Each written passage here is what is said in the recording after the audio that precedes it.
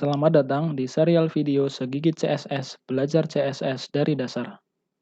Pada video sebelumnya, kita telah memahami bahwa sebuah website itu terdiri dari HTML, CSS, dan JavaScript. Dan di video serial ini, kita akan fokus pada HTML dan CSS. Pada video kali ini, kita akan membahas mengenai pengertian HTML dan istilah-istilah yang digunakan dalam HTML. Kenapa pembahasan ini diperlukan? Sebab ketika nanti kita bicara CSS dan menulis kode CSS, istilah-istilah dalam HTML ini akan terus digunakan. Jadi memahaminya saat ini akan sangat membantu proses belajar berikutnya. HTML merupakan singkatan dari Hypertext Markup Language. Jadi HTML adalah sebuah language atau bahasa yang digunakan untuk membuat halaman website. Apakah kita bisa membuat halaman website tanpa menggunakan HTML? Jawabannya bisa. Namun hasilnya akan sangat terbatas. Paling banter kita hanya bisa membuat tulisan berupa satu paragraf panjang. Bahkan untuk sekedar ganti paragraf, kita tidak bisa melakukannya tanpa HTML. Beda dengan menulis di Microsoft Word misalnya. Kita tekan tombol Enter, otomatis ganti paragraf. Ini adalah contoh halaman yang tidak menggunakan HTML. Apapun yang kita tulis akan menjadi satu paragraf panjang, meskipun sebenarnya kita memisahkan judul, subjudul, dan paragraf yang kita tulis. Kemudian ini adalah tampilan halaman yang ditulis menggunakan HTML. Kita bisa memisahkan masing-masing teks sesuai dengan peruntukannya. Untuk membuat halaman website menggunakan HTML, ada 3 istilah yang perlu kita pahami.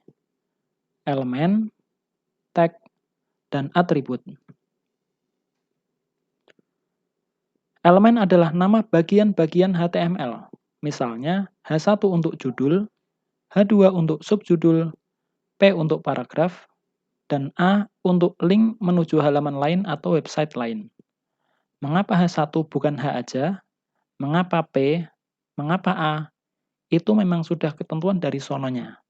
Tapi setiap elemen biasanya merupakan singkatan dari arti yang sebenarnya. Misalnya H artinya heading atau judul. Ada 6 jenis heading H1 sampai H6. Semakin besar angkanya, semakin kecil hurufnya. Kemudian P artinya paragraf, dan lain sebagainya. Kita akan berkenalan dengan elemen HTML lainnya di video-video yang akan datang. Cara untuk menuliskan elemen HTML adalah dengan menggunakan tag. Tag itu seperti tanda kurung, hanya saja menggunakan simbol yang berbeda. Penulisan yang lengkap adalah seperti ini. Ada opening tag atau tag pembuka, ada konten atau isi elemen, dan ada closing tag atau tag penutup. Tag penutup hampir sama dengan tag pembuka, hanya ditambah garis miring sebelum nama elemen. Sebagian besar elemen HTML dituliskan dengan cara seperti ini. Tapi ada sebagian elemen yang tidak memerlukan tag penutup, dan ada juga elemen yang tidak memiliki konten atau isi. Kalau saya mengumpamakannya seperti ini. Sebuah kardus adalah sebuah tag, label kardus adalah nama elemen, dan isi kardus adalah isi elemen. Jadi, setiap kardus mewakili sebuah elemen HTML. Istilah terakhir adalah atribut. Atribut adalah properties atau karakteristik tertentu yang dimiliki oleh sebuah elemen. Atribut ditulis di dalam tag pembuka setelah nama elemen dipisahkan dengan spasi. Atribut terdiri dari 2 bagian, nama atribut dan nilai atribut. Penulisannya seperti ini. Nama atribut, tanda sama dengan, kemudian nilai atribut di dalam tanda petik atau quote. Kamu bisa menggunakan single quote maupun double quote. Tapi biasanya website-website yang saya temui menggunakan double quote. Salah satu contoh atribut adalah href yang dimiliki oleh elemen A atau link. Tanpa atribut href, sebuah link tidak akan menuju ke halaman lain ketika diklik. Ini adalah penulisan elemen A atau link lengkap dengan atribut hrefnya. Kita akan melihat contoh lain dari atribut pada pembahasan yang akan datang.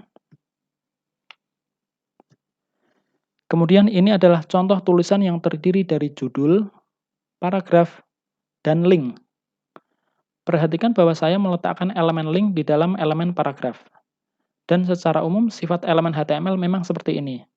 Dia bisa berada di dalam elemen HTML lainnya. Baik, pembahasan mengenai HTML kita cukupkan sampai di sini. Pada video yang akan datang, kita akan berkenalan dengan istilah-istilah yang ada di dalam CSS. Jangan lupa like, komen, dan share jika kamu merasa terbantu dengan video ini. Subscribe untuk mendapatkan notifikasi video baru di channel ini. Terima kasih telah menyimak pembahasan kali ini.